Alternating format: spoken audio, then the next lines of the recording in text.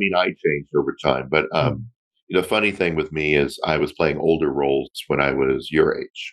So when I was in my 20s, I would play 50-year-olds. So the joke I make frequently is that I've got 35 years experience playing 50-year-old men, you know, which is good because now that I am, and that means, maybe it gives me a leg up over an average 50-year-old actor, because Yeah.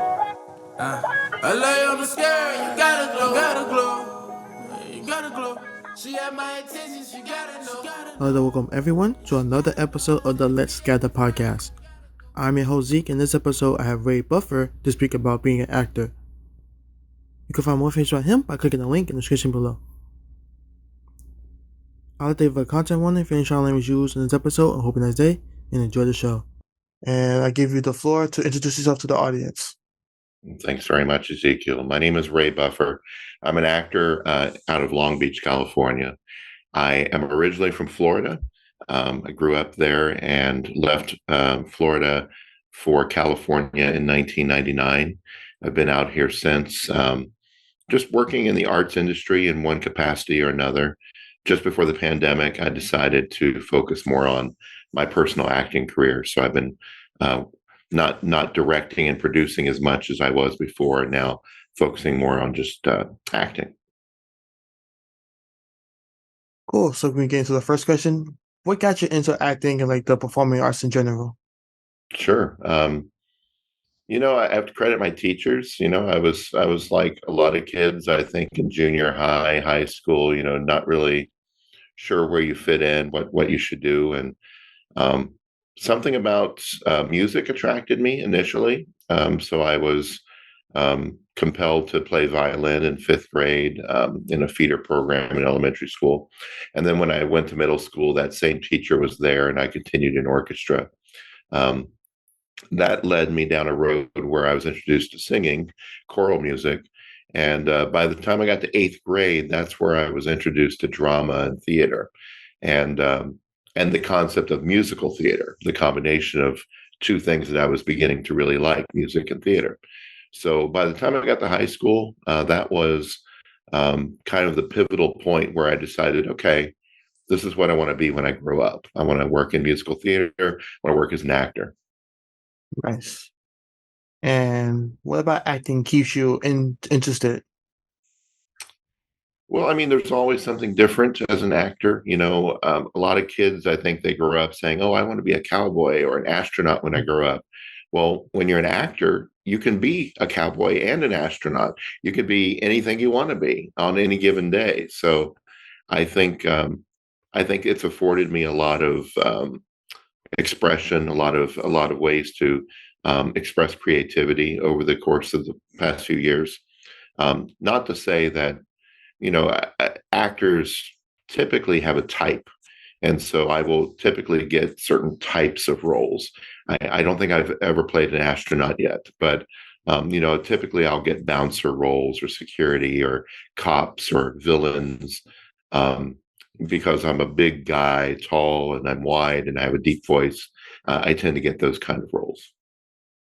And with those roles, do you bring anything from yourself into them, or do you go into each role completely different and try to figure out what to do for the character? Yeah, I think it's a mixture of both. I think you kind of want to approach it from the idea that you want to make it different from yourself. You want to see what the story is expressing this character is, and kind of use that as a framework. But I think once you've created that framework, then you let yourself ooze into it. So, um, maybe there's certain phrases the character is scripted to say that don't fall off your tongue quite the right way. But if you yourself were saying it, it might be a little bit different. So you start to put some of those nuances into it. And typically, directors are pretty flexible. They like you to bond with the material and kind of merge a little of yourself in with the character so that the character comes across more natural and not so regimented and robotic, because sometimes, depending on the experience of a writer, um, all the characters might sound like they're speaking with one voice, because the writer might not be really delineating the characters a lot. So the actor, the personality of the actor is sometimes what makes those characters a little more different and separate. Got it. And with acting, do you ever like get self-conscious or like stage fright, or you just it just kind of comes naturally to you? Yeah, there's some schools of thought there. I was just at a workshop the other day, and the instructor was talking about being nervous and using that energy to kind of guide you and infuse you. Um, but no, I don't get butterflies anymore, and I think that's because I'm comfortable. I think that if you don't feel prepared, if you feel like you procrastinated and didn't really do your homework, and now you've got to step up and show people, what you know and what you don't know. I think sometimes that leads to butterflies in the stomach, and that leads to um, being unsure or anxiety. So I just try to be very prepared, so that isn't even it. In my mind, it should feel like any given day being myself. If I'm prepared enough for a character, I can walk into a room and essentially being the character is just being myself, even if that character is different. Do you know what I mean? It just comes to you naturally, and that's the point you want to be at as an actor. You want to be able, even when you mess up, to mess up in character and to mess up, um, to recover from that in character, so that it's not doesn't look like you're unprepared. Yeah. Got it. I was just thinking about if you do become an astronaut, but you're a bouncer astronaut who has to protect the other, like a bouncer astronaut who has to A protect the bouncer other. astronaut, Yeah, yeah, who throws the bad astronauts out of the capsule and yeah, lets them suffocate in space somewhere. yeah. Yeah, I'd be the bouncer astronaut. That would be cool. Nice. Because me, I get stage fright. Like I manage it over time, but like when I get like nervous, I just lose all my emotions and just get things done. Hmm. That's Well, that's the adrenaline, right? That's the yeah. adrenaline making you focus, and that's kind of what this instructor was saying, in his class. But I think every person's a little bit different. Some people just don't. They don't have the same anxieties that other people have. So, um, to each their own. But I think that the secret is that if you do get butterflies, if you do get that anxious feeling before going on, that you funnel it, that you use it to focus, like you say. Maybe that means, pulling emotion out of your system. Although, if the character needs to be emotional, you need to use that emotion. So I think it's just directing that energy in the right place. And it's like practicing and reading a script. What goes into like reading a script? Is this like knowing the words, knowing mannerisms? Yeah, I mean, knowing it backwards and forwards. I mean, I'm in rehearsal now for a jukebox musical. You know what that is? The jukebox? I know what a jukebox is. A jukebox musical, though, No. in terms of theater. So it's basically just it's a musical that uses pop songs that weren't necessarily written for the theater, but were written for radio, and it uses them in a musical theater capacity. So, I mean, I'm in rehearsal now for a jukebox musical. It's a country western jukebox musical. So I have three songs that are very fast patter songs that I'm having to memorize and prepare for. And there's a variety of different methods I would use to learn these over the next 2 months. One is obviously listening to the songs over and over again, trying to subliminally, learn them. But also writing them out, I find is helpful. Like maybe having the lyric sheet near me, but then trying to do it from memory, as even if it's very slowly writing them out, because that gets the brain working a certain way. Also, not just listening and writing, but it's important that you develop muscle memory. Muscle memory can carry you through a performance, because if your mouth knows what to do, sometimes you can zone out and just go on autopilot, but the muscle memory will take over. So it's important, like especially for fast songs like these that I have to do, that I do exercises. I say these songs, or I sing them. Maybe I do them at double speed even, so that you're training yourself to do them so quickly that it becomes effortless to do them in tempo. So yeah, Mhm. there's a variety of things. And if it's lines, sometimes I'll record all the parts and leave a hole for my own part and use that as a way to learn. But everyone has different kinds of memorization techniques, and there's no one way to do it right. It's what works for you. Yes, makes sense. And then with the singing part, do you have to learn how to sing, or do you have to know how to sing, or? Well, I already know how to sing, so um, and but oddly enough, a lot of these songs are patter songs. So patter songs are like mostly spoken songs, almost like an early form of rap in a way. If you've ever seen The Music Man, Harold Hill, that character, he has patter songs. Oh, you got trouble, my friends. Right here, I say trouble right here in River City. They're not sung per se, but they're spoken in rhythm, right? Mhm. So some of the songs that I have to do in this show are patter songs. So knowing how to sing is good because there's still a timbre to how you speak the words. There's a certain pitch that you want to hit, and there's inflections you want to use, but also rhythm is important because you gotta fit the words in the right amount of time. So yeah, it takes practice and training. And um, if I were coming into this show not knowing how to sing, I think it would be challenging. Got it. There's just so many skills you have to learn or have to have known to make it. Yeah, and I mean, I rarely nowadays do theater because live performance takes so much time to rehearse and so much time to perform, and doesn't necessarily pay as much comparatively as the amount of time you spend filming a commercial or a TV show or a film. But I just feel like after maybe about 5 years not doing a live show, that I needed to challenge myself again and kind of get out there and change things up. So looking forward. It's a show called Heavenly Country. It opens in March, plays through for a month to the end of April in Studio City, California. So Nice. And you have like 40 years experience, right? what was the, You have what was like the question?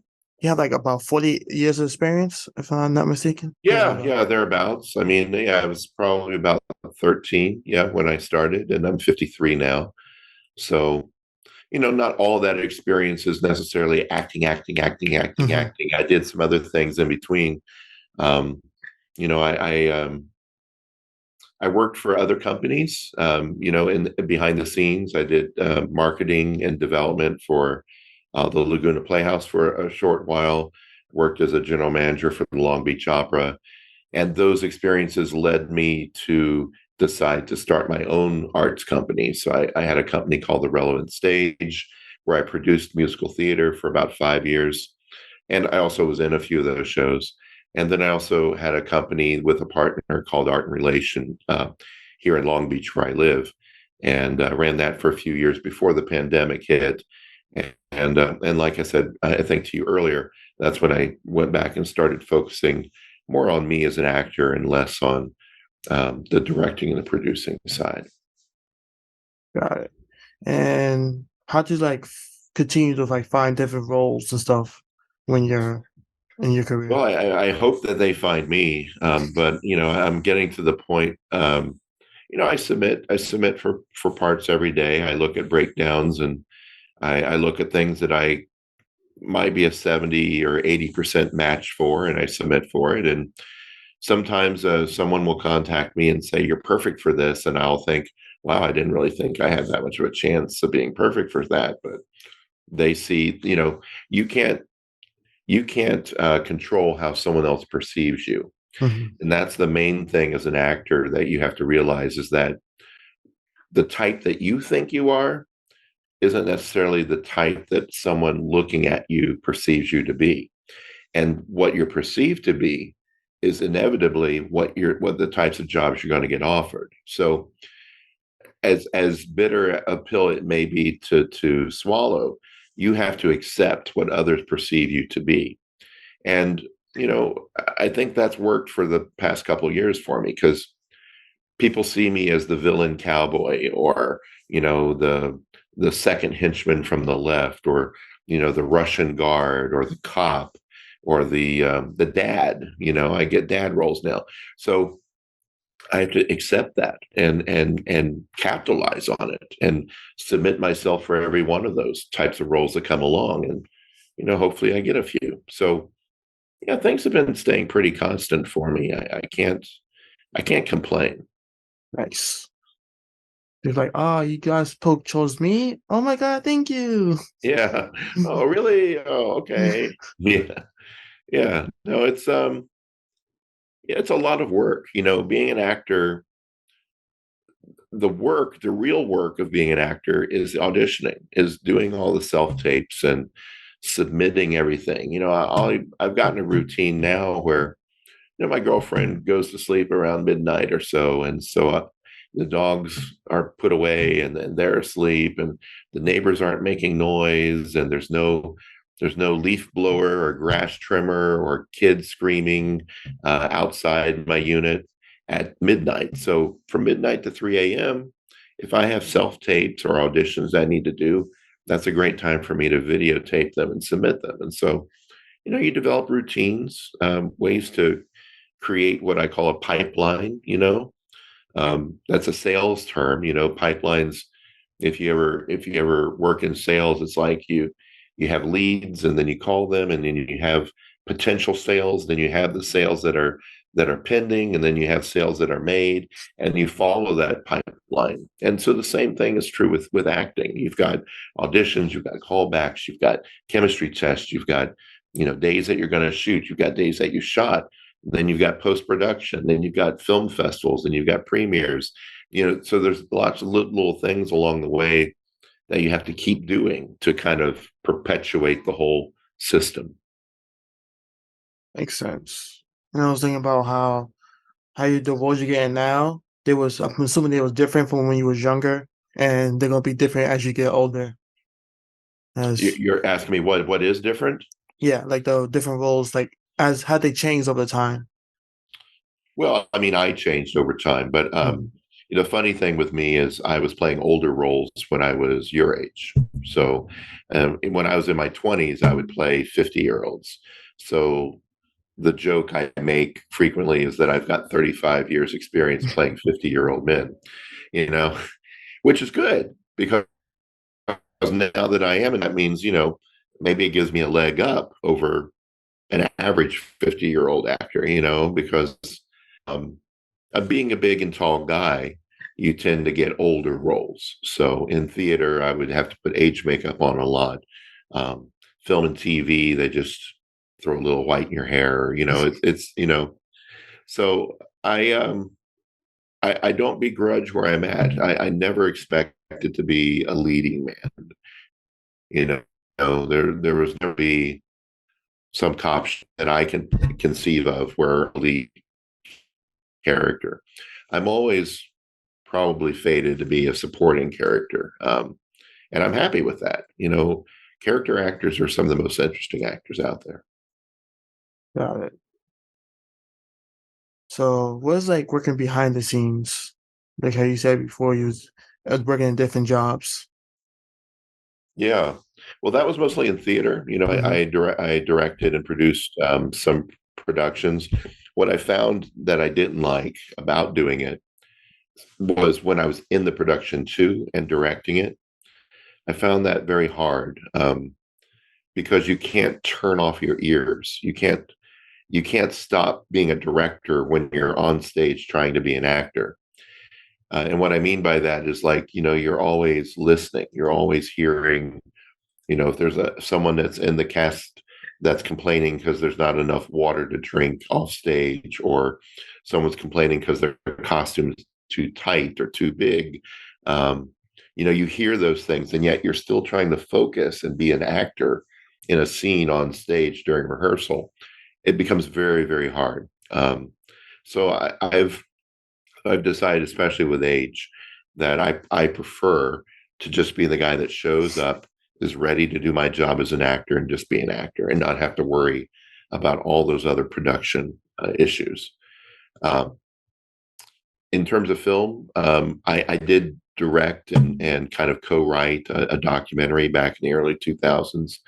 And I felt like that was an interesting experience. Maybe down the road, um, after I've kind of worked as an actor for a while, I might want to explore directing a film, or doing more documentaries.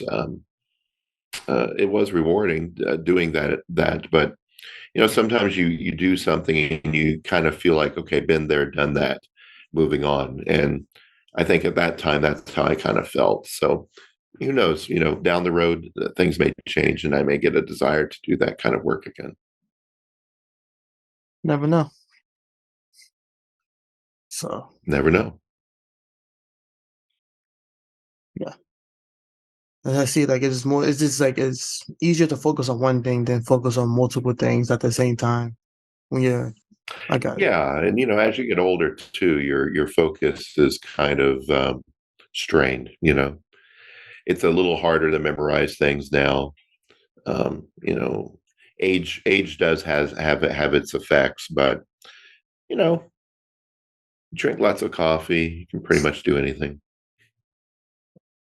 And then during the pandemic, how did that affect your career? Well, a lot of people that I work with or around, it hurt them a lot. For me, I worked a lot during the pandemic, and I don't really know why. It seemed like there were a lot fewer productions, a lot fewer commercials being filmed during the pandemic. But the ones that were being filmed, somehow I got work on, and so, all I can do is, knock on wood that happened, and not complain, just kind of just try to keep moving forward and doing whatever I was doing then, hoping that it continues. Yeah.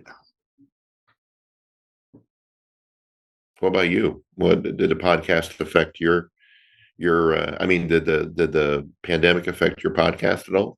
No, it was in person at the beginning where I was do people in New York, like my college. I was working there, and then when the pandemic happened, I just switched to online. And it was like, just ask everybody if they're still interested, just in case you never know what happens in their life. And then Hmm. from there, it just became like online. So, Yeah, I think for actors, the big change with the pandemic was that we didn't go to in-person auditions as much, and that was kind of a nice thing, because when you think about it, you have to get in your car, you got to memorize the script, you got to drive, you got to fight traffic for a couple hours, then you got to find a parking space, you got to hope you don't get towed, that the parking space was legal. Then you go in, then you sit in a room with a bunch of people that look just like you, and they're all looking at you thinking, wow, you look just like me. And then you sit there staring at each other for like 2 hours. Then you finally go in, you do your audition. um, it takes maybe 5 minutes to do that audition, and then you're out. Then you're back, in your car, you're taking the ticket off your windshield, you're cursing life, getting in your car, you're fighting traffic, you're going home. So that's a whole day, wasted on one audition. But the pandemic, I think, opened things up to where we can do 5 or 6 auditions in a day. We can self-tape and send that in. Like I say, I what audition could I go to from 12 midnight to 3 a.m.? But that's when I can do my self tapes now and send them in. And then, yeah, the callbacks might be in person, but even a lot of the callbacks back then were Zoom. Um, and even chemistry tests were on Zoom. So I think that the industry's changed permanently in some ways. And yeah, I do go in person now a lot more than I did during the pandemic, but it's nowhere near as often as before the pandemic. So there's kind of a hybrid thing going on now, where it's majority self tapes, but some in person stuff. how does it feel like when you go into audition in person and you see so many people who have similar features to you? and just like they found everybody just like me. Yeah, yeah.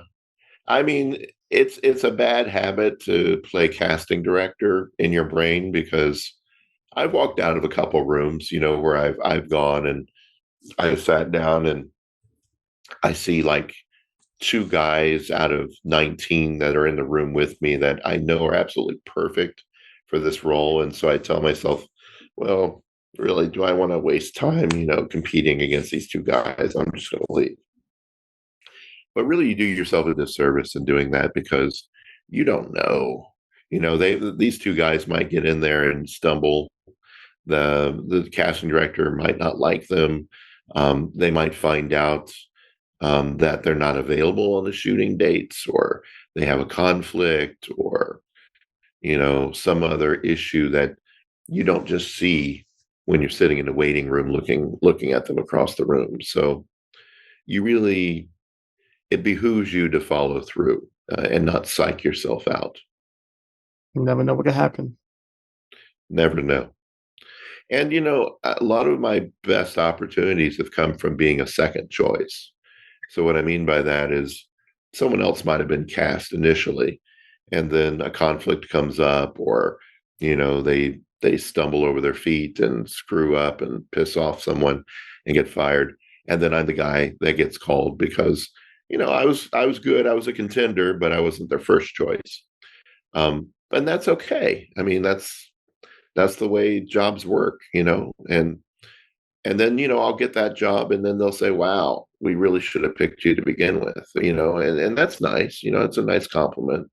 um and usually they mean it, but sometimes they don't, but it's always good, and I don't begrudge it. You can't take a job and then say, well, but I wasn't your first choice. No, it doesn't matter. You got the job now, so that's all that matters. You guys are wrong, but now you're right. I'm here. Yeah. Nice. Do you have a favorite performance that you've done?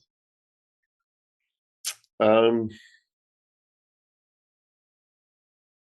I don't really. I mean, I try to find something I really like about everything that I've done.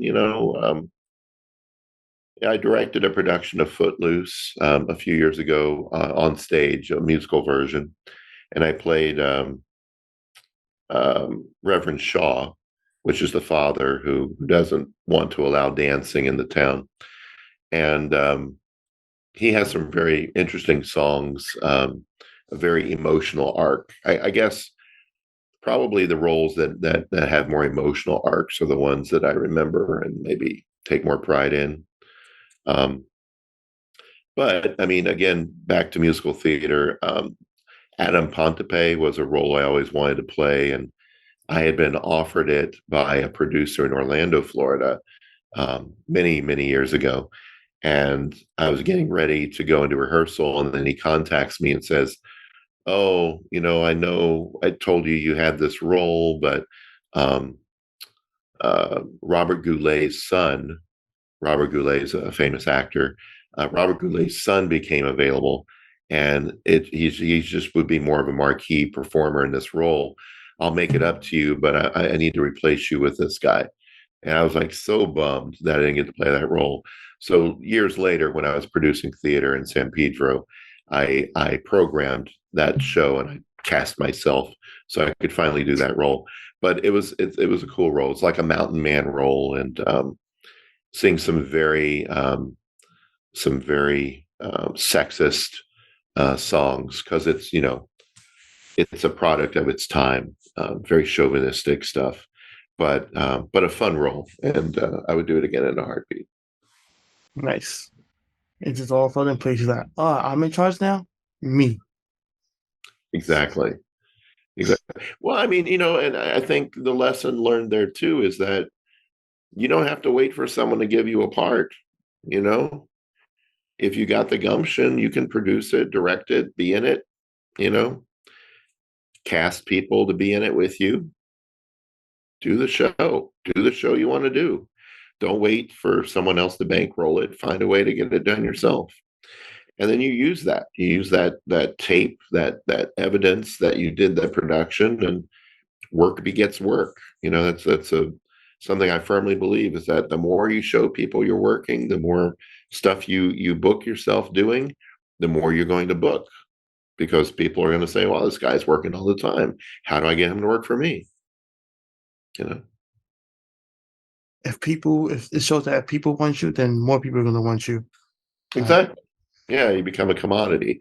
It's just like retail, right? It's like if you got a table full of shirts and no one's stopping to look at the shirts or buy them, but you got three employees standing around doing nothing in the store. How do those three employees stand in front of the table and look at the shirts, and all of a sudden people are going to come out of the mall and line up behind those three people and say, "Wow, what's up with these shirts?" Right? Yeah. Before I continue, anything I didn't ask that you want to go over? No, I you were pretty thorough. Yeah, I feel like I didn't ask you a lot, but yeah, no, I'm good. Um, yeah, if you have any parting questions, we can cut it at half an hour. Works for Yeah, me. works for you, right? Cool. So, if anything you want to ask me before we end, we go circle through that. But if not, I want to thank you. And where can people find you? You can find me online at raybuffer.com. I'm also on IMDb. You can just type Ray Buffer into the search field for IMDb. Um, yeah, and then I'm happy to follow people or be followed and do shout outs on Instagram. I'm there as the real Ray Buffer. Not the fake one, the real one. Yes. For some reason, about a year ago, there were three fake ones. So I I'm That not means you made famous, it. but I felt famous for about 5 minutes. Yeah. You made it. Somebody was like, I want to be you. I want to pretend to be you. Yeah, I don't know. I think it was probably one of those Haitian prince scams, someone imitates you or they're an imposter and then they contact everyone you're friends with and try to get money from them. So it's teach their own, I guess. Yes. Again, thank you. And we can be done. That brings another episode of the Let's Get a Podcast to a close. Again, get for more information about Ray Buffer by clicking the link in the description below. For next week, I have Stranded Comics to speak about the comic industry. Hope you enjoy this day, and I hope to see you there.